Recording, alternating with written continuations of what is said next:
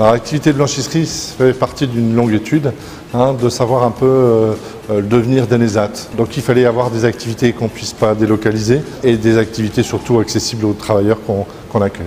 On travaille essentiellement et exclusivement avec des personnes souffrant d'un handicap mental léger, moyen, des personnes qui ont une déficience visuelle et tout ça au nombre de 190. Alors, première tournée à l'EPI, LMH, de Bière, Châtillon. Ensuite, retour à la blanchisserie. Première étape, c'est le déchargement du camion. On range le linge dans l'ordre du jour où il doit être traité, dans cette zone qui est à côté de nous. Puis ensuite, ici, nous sommes dans l'espace de préparation des lots à laver. On va transformer le contenu de sacs à linge en lots homogènes par machine, avec un système de lecture code-barre qui va permettre d'avoir une traçabilité parfaite sur tous les lots reçus. La base, c'est de comprendre le besoin du client et de l'orienter sur une solution. C'est-à-dire que nous allons lui apporter la possibilité, avec notre bureau d'études, d'avoir des plans, bien sûr, de sélectionner le nombre de machines et ou de matériel adéquat, et surtout de l'orienter et de le conseiller sur les principaux et les principales réglementations de construction de bâtiments en blanchisserie.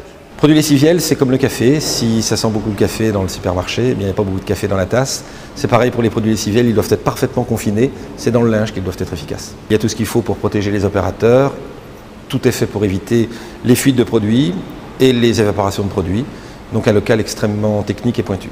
L'idée de la blanchisserie, ça a été aussi d'adapter véritablement une blanchisserie industrielle, au sens propre du terme, et adaptée au public qu'on accueille. Donc pour ça, il y a plein d'astuces, de l'ergonomie avant tout. Donc d'où des jeux de lumière, des températures qui ne doivent pas dépasser plus de 20 degrés, ce qui veut dire que toute la blanchisserie est climatisée. On est ici dans la zone de linge à laver, il ne faut pas que ça sente donc en dépression, donc l'air est aspiré. Dans la zone propre, l'air est en surpression, donc à un moment donné, un certain confort de travail. Alors ici, on vide les sacs. On ne lève pas les bras d'ailleurs, on les vide de façon très ergonomique, à plat sur la table.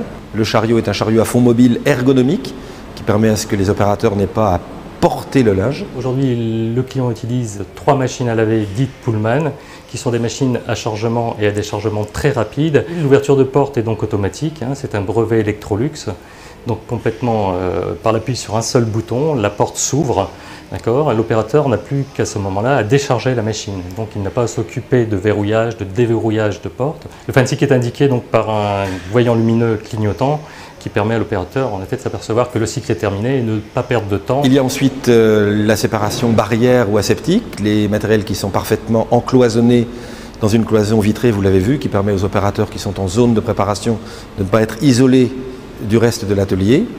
Les charges sont parfaitement identifiées sur les chariots, sur les lots et ensuite sur la vitre pour que les opérateurs en zone propre puissent à leur tour décharger les machines à laver et aller alimenter les différents postes de travail en fonction de la famille textile concernée. Sécheuse repasseuse quand il s'agit de linge plat, séchoir rotatif lorsqu'il s'agit d'éponge ou de linge en forme, presse et fer à repasser lorsqu'il s'agit d'articles qui nécessitent une finition par écrasement. Ensuite, pliage, lecture code-barre pour retrouver la traçabilité, qui va permettre d'allumer un casier sur lequel on va pouvoir ranger l'article, qui sera ensuite filmé, emballé et expédié. J'ai appris beaucoup de choses depuis que je suis ici.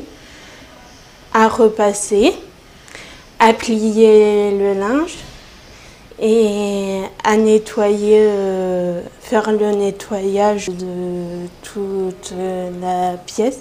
Alors voilà les prélèvements qu'on fait tous les trimestres. C'est la norme RABC qui nous oblige à faire ça sur divers vêtements, dont celui-ci par exemple pour un vêtement humide, sur un vêtement que nous mettons dans les casiers, les vêtements sortant du séchoir, et sur le doigt d'un travailleur pour contrôler les microbes à ce niveau-là. Ça sert pour nous à avoir une tendance pour voir si nous rendons bien le linge parfait au niveau microbiologique. Le métier de blanchisseur est intéressant dans la mesure où il peut être mixte.